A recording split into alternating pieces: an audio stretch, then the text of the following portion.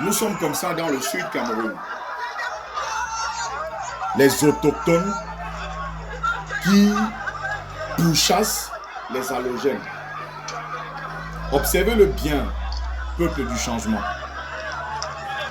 C'est-à-dire que les autochtones demandent aux halogènes de partir. Laissons d'abord le problème qui s'est passé, le problème qui s'est posé. Laissons d'abord ce problème-là. Donc vous voyez dans un pays où les Camerounais pourchassent les autres Camerounais de leur village, en leur faisant savoir qu'ils sont natifs de là, qu'ils sont autochtones et les autres sont des halogènes. Donc ils doivent partir. Et curieusement, il n'y a pas de police. Hein? Il n'y a pas de police. Quand on va parler, eh bien les gens diront que nous bavardons beaucoup. Les autochtones, observez-le. Voilà, ils sont en train de tout casser. Ils cassent même les boutiques. Allez observer.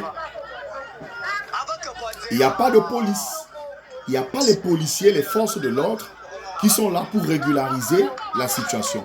C'est-à-dire que le sud est la seule région au Cameroun où un autochtone peut, c'est-à-dire, peut tabasser, faire du sale à un halogène sans que la police ne s'interpose. On l'avait vu à Sangbelima une fois. Et il y a même déjà eu des morts. Un bamoun est tombé déjà. Il a été copieusement tabassé.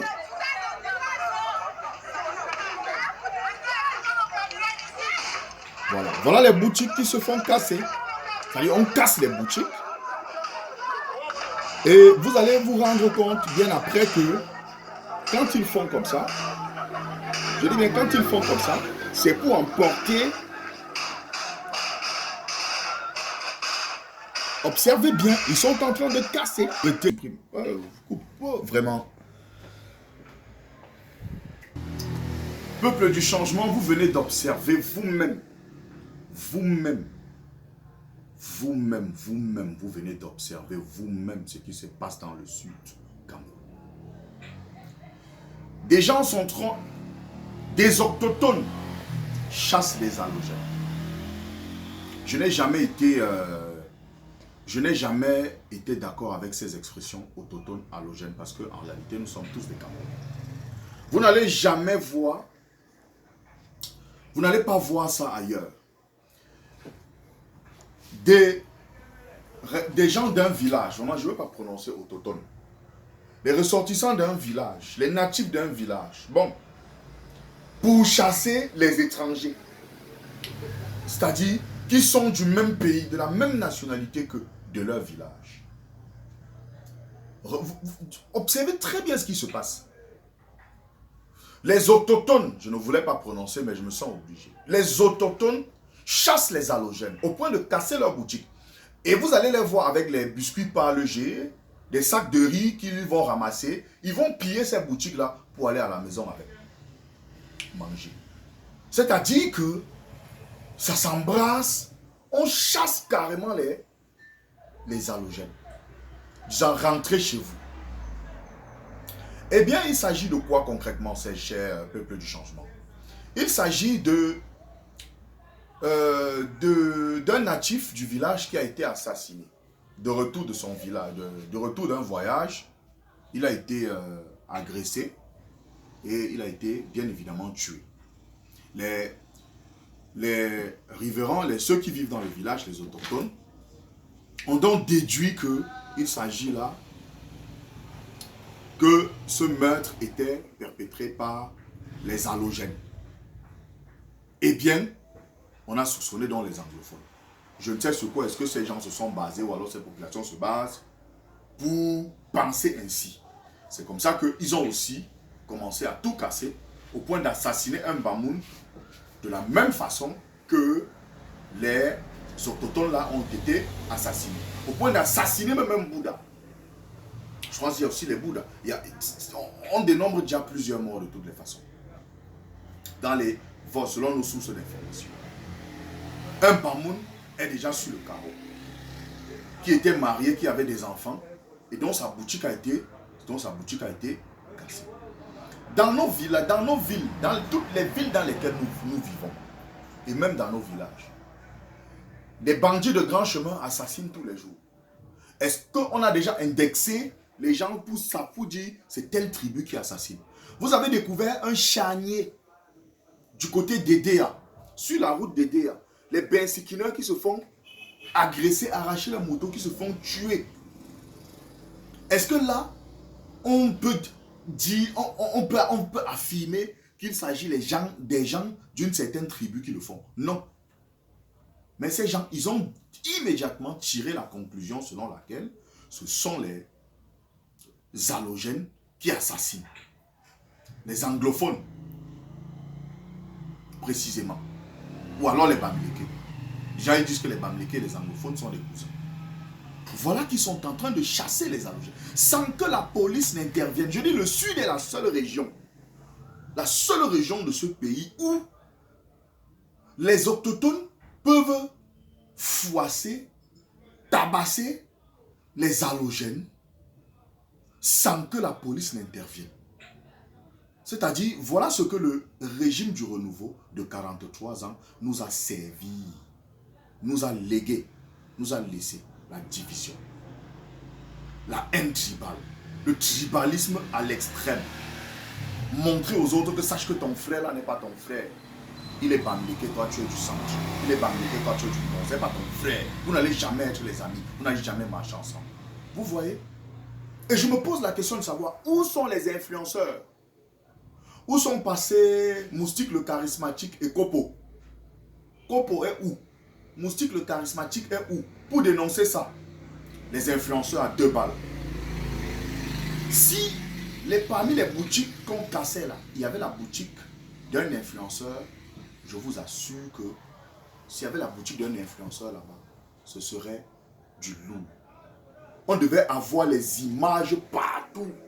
Oh, est-ce qu'on peut faire ça comme ça? Est-ce que c'est inacceptable? Mais aujourd'hui, regardez ce qui se passe. Regardez ce qui se passe chez les internautes. Peuple du changement. Dans le sud Cameroun. C'est au Cameroun. C'est dans le Cameroun.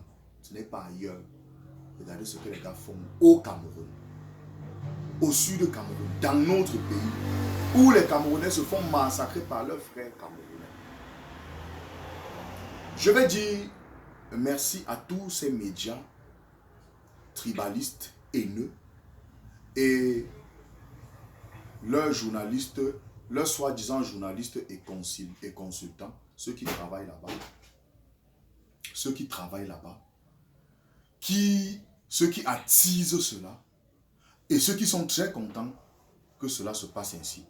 Je vais leur dire merci parce qu'ils ont bien fait leur travail.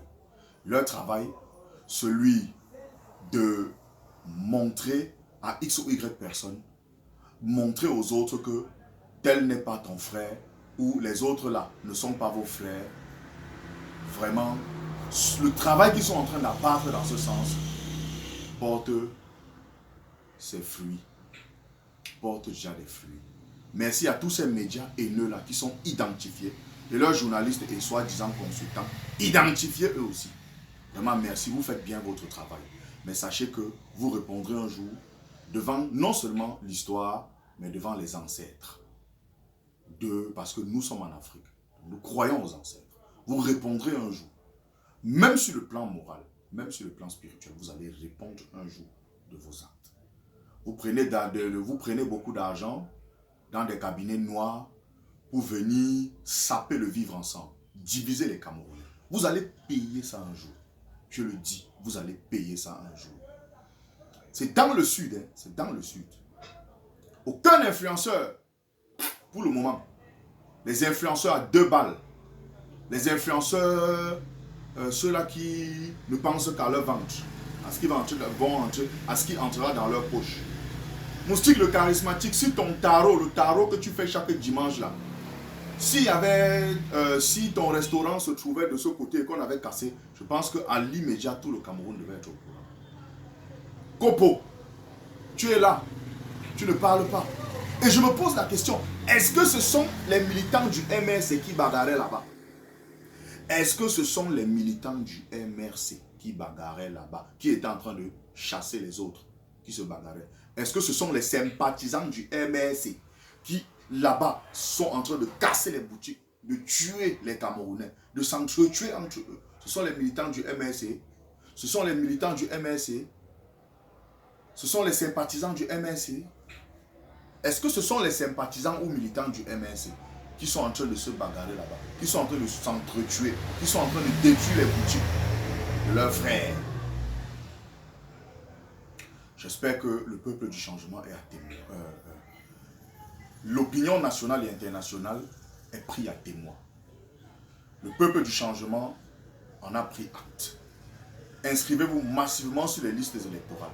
Et sachez qu'à chaque échéance électorale, chaque période où il y a élection présidentielle au Cameroun, c'est comme ça que ça se passe.